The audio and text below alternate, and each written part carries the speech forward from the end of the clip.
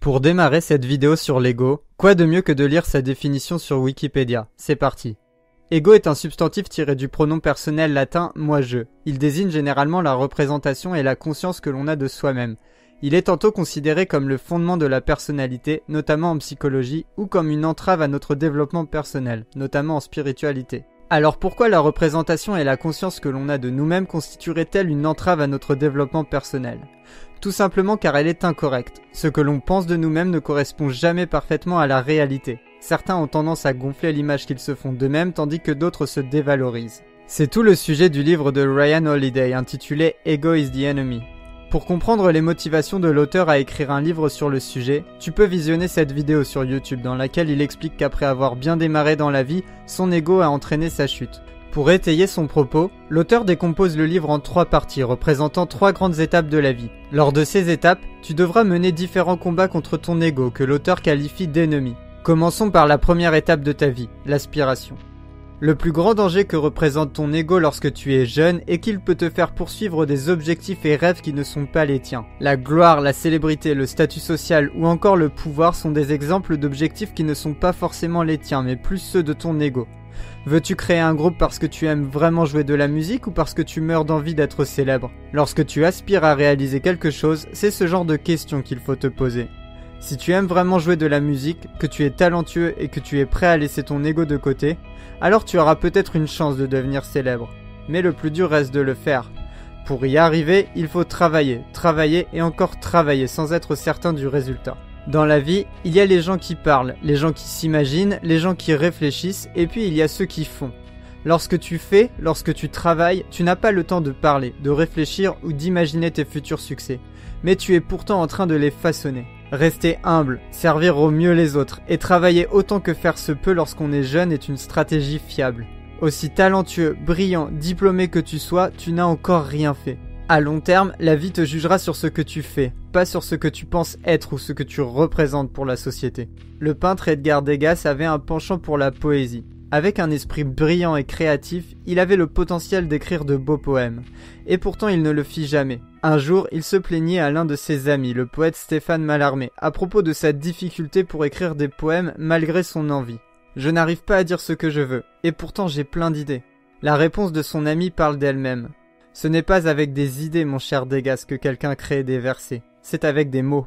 Que tu aies un rêve ou que tu ne saches pas quoi faire de ta vie, échappe-toi le plus possible de ta propre tête. Ne pense pas trop et rends-toi utile en produisant et en servant les autres le plus humblement possible. Fais quelque chose. Et si tu ne sais pas quoi faire, fais ce qu'on attend de toi.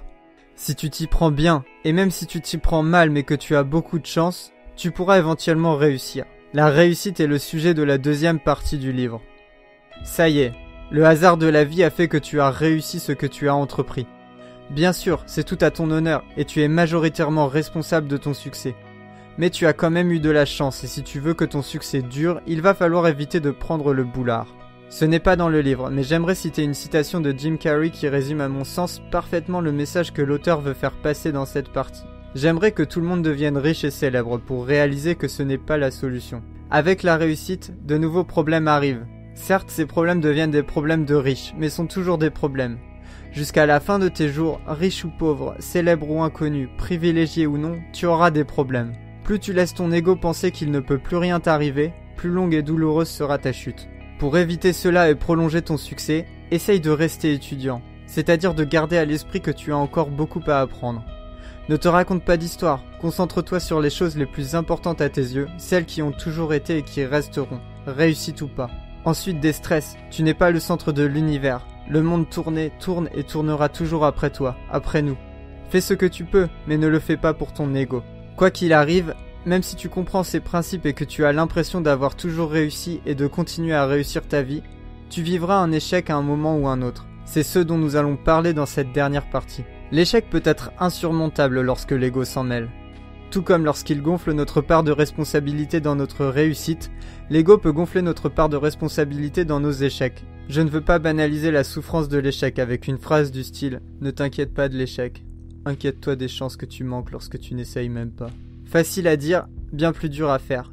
Lorsque l'ego s'en mêle, échouer peut faire tellement mal que cela nous empêche de nous relever. Parfois ce n'est même pas de notre faute, c'est de la pure malchance. La solution est cependant toujours la même. Il faut essayer de faire taire au maximum son ego et de regarder la réalité en face afin d'en tirer le plus de conclusions possible. La vie n'est pas juste. Il faut une part de chance pour réussir, et parfois de mauvaises choses nous arrivent sans qu'on les ait méritées. Faire l'effort de donner le maximum pour réussir ce que tu entreprends est suffisant. Si tu gardes ce principe en tête tout au long de ta vie, tu réussiras forcément des choses. Tu ne prendras pas la grosse tête lorsque tu réussiras car tu seras conscient que la chance a joué en ta faveur, mais surtout tu auras moins de mal à surmonter les échecs. J'aimerais terminer cette vidéo avec une analogie proposée par l'auteur. L'auteur compare l'ego à la poussière. L'ego n'est pas quelque chose dont tu peux te débarrasser à jamais.